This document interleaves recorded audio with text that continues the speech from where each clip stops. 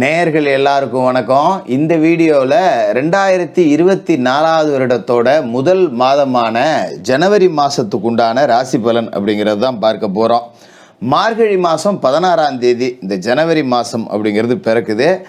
இந்த வருடத்தோட தொடக்கம் அப்படிங்கிறது உங்களுக்கு எப்படி இருக்க போகுது, உங்களோட எதிர்பார்ப்புகள் எல்லாம் பூர்த்தியாக போகுதா அப்படிங்கிறத நாம் துல்லியமாக பார்க்கணும். அப்படின்னா இந்த மாதத்துக்கு உண்டான கிரக நிலைகள் அப்படிங்கிறத கணிக்கணும். அதன்படி பார்த்தீங்கன்னா சூரிய பகவான் தனுசு ராசியில செவ்வாயோட சேர்ந்து உட்காந்துருக்காரு. 15 நாளைக்கு அவர் தனுசு ராசியில தான் இருக்காரு. 15ஆம் தேதி தான் அவர் மகர ராசிக்கு மாற போறாரு. மாச தொடக்கத்தில் புத்திகாரகன் புதன் விருச்சிக ராசியில் இருக்காரு. 8ஆம் தேதி அன்னைக்கு தனுசு ராசிக்கும் 27ஆம் தேதி அன்னைக்கு மகர ராசிக்கும் போறாரு. சுக்கிர பகவான் விருச்சிக ராசியில செவ்வாயோட வீட்டில் இருந்துட்டு 19ஆம் தேதி குரு பகவானோட வீடான தனுசு ராசிக்கு போறாரு. குரு பகவான் மேச ராசியில் பலமடைஞ்சு உட்காந்துட்டு அங்கேருந்து சிம்ம ராசி, துலா ராசி, தனுசு ராசியை தன்னோட அருள் பார்வையால் பார்க்குறாரு. சனி பகவான் கும்பராசியில் இருக்கார். கும்பராசியில் உட்காந்துக்கிட்டு மேச ராசி, சிம்ம ராசி, விருச்சிக ராசி இந்த ராசிகள் எல்லாம் பார்க்குறாரு. ராகு மீன ராசியில் குரு பகவானோட வீட்டில் இருந்துட்டு குரு பகவான் மாதிரியே பலன்களை கொடுப்பாரு. கேது கன்னிராசியில் இருந்துட்டு புதன் பகவான் மாதிரியான பலனை கொடுப்பாரு. ஏன்னா ராகு கேதுக்களுக்கு சொந்த வீடு அப்படிங்கிறது இல்லைங்கிறதால அவங்க எந்த வீட்டில் இருக்காங்களோ அந்த வீட்டுக்கு அதிபதி யாரோ அவங்களுக்கு உண்டான பலனை தான் கொடுப்பாங்க அப்படிங்கிறத நாம் ஏற்கனவே சொல்லியிருக்கோம். இதுதான் இந்த ஜனவரி மாதத்துக்கு உண்டான கிரக நிலைகள், ராசி மாற்றங்கள். இந்த மாதத்துக்கு உண்டான ராசி பலனை பார்க்குறதுக்கு முன்னாடி நேயர்களாகிய உங்கள் எல்லாருக்குமே புத்தாண்டு மற்றும் தமிழர் திருநாளாம் பொங்கல் நல்வாழ்த்துக்களை சொல்லிக்கிட்டு நாம் வீடியோக்குள்ளே போகலாம். கன்னிராசி நேயர்களே, உங்களுக்கு இந்த 2024ஓட முதல் மாதம் ஜனவரி மாதம் எப்படி இருக்குது அப்படின்னு பார்த்தா, கன்னிராசிக்காரர்கள் ரொம்ப சந்தோஷத்தோடு தான் இந்த ஜனவரி மாதத்தை நீங்கள் தொடங்க போகிறீங்க. ஏன்னா ராசிக்கு 5ஆம் இடத்துல இருந்த சனி பகவான் இப்போ 6ஆவது இடத்துக்கு வந்திருக்காரு. சந்தோஷமான விஷயம். ஏன்னா 5 அப்படிங்கிறது நல்ல இடம் தான் அப்படின்னாலும் கூட அதை விட சிறப்பான இடம் 6 அப்படிங்கிறது. அப்போ 6ல் சனி இருக்கார் அப்படின்னா எந்த இடம் அது? ருண ரோக சத்துருஸ்தானம், அதாவது நோய், கடன், பகை, எதிரி இது எல்லாத்தையும் குறிக்கக்கூடிய இடத்துல சனி பகவான் இருக்கார். அதாவது ஒருத்தனுக்கு நோய் நொடி இல்லை அப்படின்னாலே வாழ்க்கையில் எது வந்தாலும் பார்த்துக்கலாம். ரொம்ப நொடிச்சு போனவங்க எல்லாருமே ஒரு கட்டத்துக்கு மேலே வேண்டுறது பார்த்திங்கன்னா காசு பணம்லாம் கிடையாது. எனக்கு நோய் நொடி இல்லாத வாழ்க்கையை கொடுப்பா, இது எல்லாத்தையும் நான் பார்த்துக்கிறேன் அப்படின்னு தான் போய் கடவுள் முன்னாடி நின்று வேண்டுவாங்க. அப்படிப்பட்ட நோயை தீர்க்கக்கூடிய இடத்துக்கு சனி இருக்கார். இனிமேல் நோய் நொடி அப்படிங்கிறது நம்ம கிட்டக்கே அண்டாது. மற்ற கிரகங்கள் எந்த இடத்துல கிடந்தாலும் பரவாயில்ல. கன்னிராசிக்குள்ளேயே இப்போ கேது இருக்கார் அப்படிங்கிறதால சர்ப்பதோஷ பிடி இருக்குது. கலத்திரஸ்தானத்தில் ராகு இருக்கார், அஷ்டமஸ்தானத்தில் குரு இருக்கார். இத்தனையும் இருந்தாலும் கூட இந்த குருவாலையும் சரி, ராகுவாலையும் சரி, கேதுவாலையும் சரி சனி பகவானை தாண்டி உங்களுக்கு எந்த கெடுதலும் செஞ்சிட முடியாது. ஏன்னா சனி பகவான் அப்படிங்கிறவர் தான் நவகிரகங்கள்லேயே ஒரு மோசமான சக்தி உடையவர். அவரை எதிர்க்கவே முடியாது. அப்படிப்பட்ட அவரே ருணரோக சத்துருஸ்தானத்தில் இருக்கார். நோய் நொடி இனிமேல் கிட்டக்க அண்டாது. வந்துச்சா, ஒரு காய்ச்சல் வந்தது, சளி வந்தது, ஜுரம் வந்தது, 200 கொடுத்து ஊசி போட்டேன், 300 கொடுத்து மருந்து வாங்கினேன், வேலை முடிஞ்சு போச்சு, அதோட சரியாக போயிடும். மற்றபடி பெரிய அளவில் பாதிப்புலாம் இருக்காது, கவலைப்பட வேண்டியதில்லை. அதோட கடந்த காலகட்டத்தில் பார்த்திங்கன்னா பூர்வ புண்ணியஸ்தானத்தில் சனி இருக்கும்போது கொஞ்சம் பரம்பரை வியாதி தொந்தரவு கொடுத்துருக்கோம். அப்பாவுக்கு சக்கரை இருந்தது, தாத்தாவுக்கு சக்கரை இருந்தது, எனக்கு இருக்குது. அப்பாவுக்கு சைனஸ் பிரச்சனை இருந்தது, அம்மாவுக்கு இருந்தது, எனக்கு இருக்குது. அதுமாரி குடும்பத்தில் எல்லாருக்குமே ரத்த அழுத்தம் இருந்தது. இப்போ எனக்கும் பிபி வந்துருச்சு, பிபி குறைய மாட்டேங்குது, மாத்திரை சாப்பிட்டுக்கிட்டு இருக்கேன். இப்படி இந்த பரம்பரை வியாதியால் பாதிக்கப்பட்டவங்களாம் கூட சனி பகவானோட 6ஆவது இடம் அப்படிங்கிறத குணப்படுத்தி விட்டுரும்.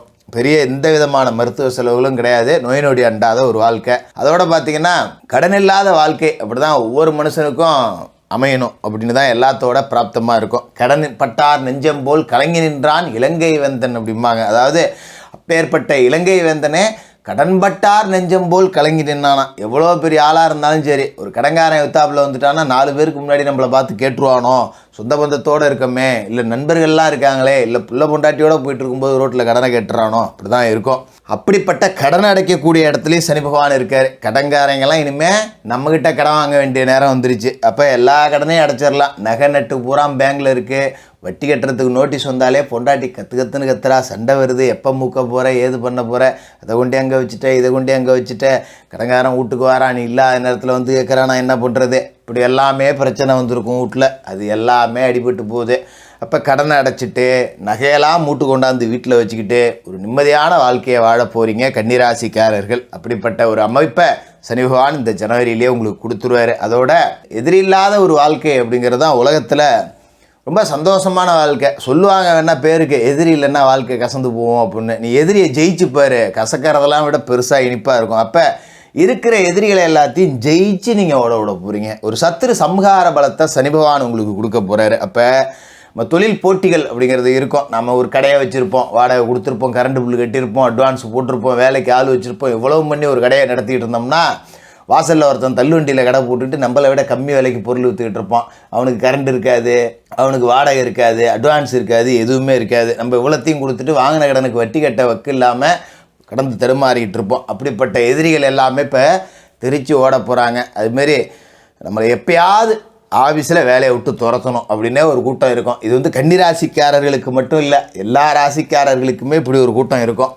அதாவது ஒரு இடத்துல வேலை செய்வோம், நம்மளை அடித்து மேலே ஏறணும்னு நினைப்பாங்க, நமக்கு குழி பறிக்கணும்னு நினைப்பாங்க. சில பேர் நேருக்கு நேர் போட்டு கொடுப்பாங்க, எதிர்த்து பேசுவாங்க, நம்மளை மிரட்டி பார்ப்பாங்க. சில பேர் கூடயே உட்காந்துட்டு அப்படியே முன்னாடி நல்ல விதமாக பேசிகிட்டு இருப்பான், அப்படியே கொஞ்சம் கொஞ்சமாக குழி நோண்டுவான். மேலே அதிகாரிகிட்ட போய் அவன் அப்படி இவன் இப்படின்னு ஒன்று கிடக்க ஒன்று பேசிகிட்டு இருப்பான். இந்த மாதிரி மறைமுக எதிரிகளும் சரி, நேரடி எதிரிகளும் சரி, திசை தெரியாமல் ஓட போகிறாங்க. அப்படி ஒரு யோகத்தை கொடுக்க போகிறாரு. அதுமாரி வம்பு வழக்கு கோர்ட்டு கேஸ் எதாவது இருந்ததுன்னா ஒன்றும் நீங்கள் அண்ட வேண்டியதில்லை, நாட வேண்டியதில்லை, தானாகவே அது ஜெயிக்கும்.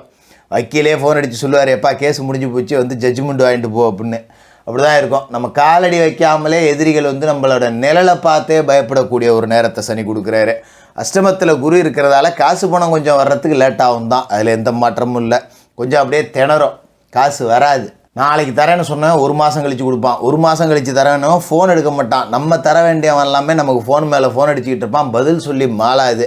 நமக்கு தர வேண்டியவனுக்கு நம்ம ஃபோன் அடித்தோம்னா ரொம்ப சர்வசாதாரணமாக பதில் சொல்லிட்டு போயிடுவாங்க, இல்லாட்டி ஃபோன் எடுக்க மாட்டாங்க. ஏன் தரமாட்டோம்மான்னு எகத்தால பேச்சு வேறு வரும். அதனால் கொஞ்சம் கொடுக்கல் வாங்கலை சரி பண்ணிக்கணும். அஷ்டமத்தில் குரு இருக்கும்போது யாரையும் நம்பி ஜாமீன் போடக்கூடாது, ஜவாப்தாரி ஏற்றக்கூடாது, சாட்சி கையெழுத்து போடக்கூடாது, இதெல்லாம் எதுவுமே செய்யக்கூடாது.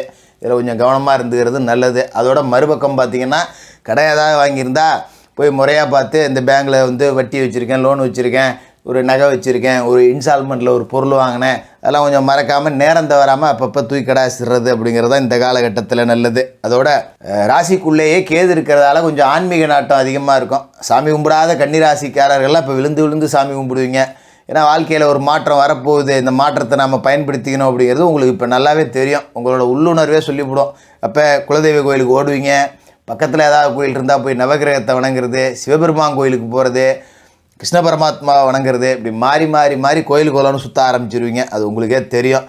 களத்திரத்தில் ராகு இருக்குது, விஷப்பாம்பு ராகு, சாதாரண பாம்பு இல்லை, விஷப்பாம்பு. களத்திர ஸ்தானங்கிறது கணவன் மனைவியை குறிக்கக்கூடிய ஸ்தானம் அப்படிங்கிறதால கணவன் மனைவிக்குள்ளே ஏகப்பட்ட சண்டை அப்படிங்கிறத கொடுப்பாரு. அப்போ நம்ம தான் கொஞ்சம் விட்டு கொடுத்து ஒதுங்கி போய் ஆகணும். இல்லைன்னா முழுக்குன்னா கோச்சிட்டு அந்த அம்மா ஓடி போவோம், இல்லைன்னா 2 நாளைக்கு சோறாக்காமல் பேசாது, 5 நிமிஷம் வாயை கொடுத்துட்டு 5 நாள் நமக்கு மன உளைச்சல் ஆகும். அப்போ தேவையில்லாமல் பிரச்சனையில் நாமளாக வளர்த்தக்கூடாது. ஏதோ பொம்பளைங்க கொஞ்சம் நேரம் கத்திக்கிட்டு இருக்குன்னா ஆம்பளைங்க எழுந்திரிச்சு வெளில போயிடணும். சரி, ஆம்பளை தான் கொஞ்சம் கோவப்படுறாரு அப்படின்னா கன்னிராசி பெண்கள் கொஞ்சம் அமைதியாக கதவை சாத்திட்டு ஒரு 10 நிமிஷம் படுத்து தூங்கணுமா, ஏஞ்சம்மா பார்த்தோமா அப்படின்னு இருக்கணும். கொஞ்சம் இழுத்து பிடிச்சி விட்டு கொடுத்து தான் போகணும் கணவன் மனைவி பிரச்சனையில். அதேமாதிரி கூட்டுத்தொழில், ராகு கூட்டுத்தொழிலில் இருந்தாருன்னா கூட்டாளிங்களுக்குள்ள சண்டையை மூட்டி விட்டு பிரித்து விட்டுருவார். அப்போ கூட்டணியாக தொழில் செய்யக்கூடிய கன்னிராசிக்காரர்கள் கூட்ட பிரிச்சுக்கிறது தான் இந்த காலகட்டத்தில் நல்லது. நான் நல்லா சேர்ந்துருக்கவங்கள பிரித்து ஏன்னு சொல்கிறேன், இது நியாயமா ஜோசியரை நீங்கள் கேட்கலாம். ஆனால் தானாக பிரச்சனை வந்து பிரியறதை விட நல்ல முறையாக பேசி, இந்தாப்பா இத்தனை நாள் ஒன்றா தொழில் செஞ்சோம், ஏதோ உனக்கு 10 ரூபா கிடச்சிது, எனக்கு 10 ரூபா கிடச்சிது, சரி போ, இதுக்கு மேலே ஒத்து வராது, நீ தனியாக தொழில் பாரு, நான் தனியாக தொழில் பார்க்குறேன், இந்தா நீ 50 ரூபா போட்டேன், 50 ரூபா எடுத்துக்க, நான் 50 ரூபா போட்டேன், நான் 50 ரூபா எடுத்துக்கிறேன், இருக்கிற சொத்து இவ்வளோ இருக்குது, இருக்கிற நம்மளோட சம்பாரிச்சதில் இவ்வளோ இருக்குது, இதில் பாதி உனக்கு இதில் பாதி எனக்கு அப்படின்னு நேர்ந்து நிறைவி பிரிச்சுக்கிட்டு நல்ல முறையாக போகிறது தான் இந்த காலகட்டத்தை பொறுத்த வரைக்கும் நல்லது. அதுமாதிரி சேருவார் தோஷம், கூட்டாளி தோஷத்தை கொஞ்சம் குறைச்சிக்கணும்.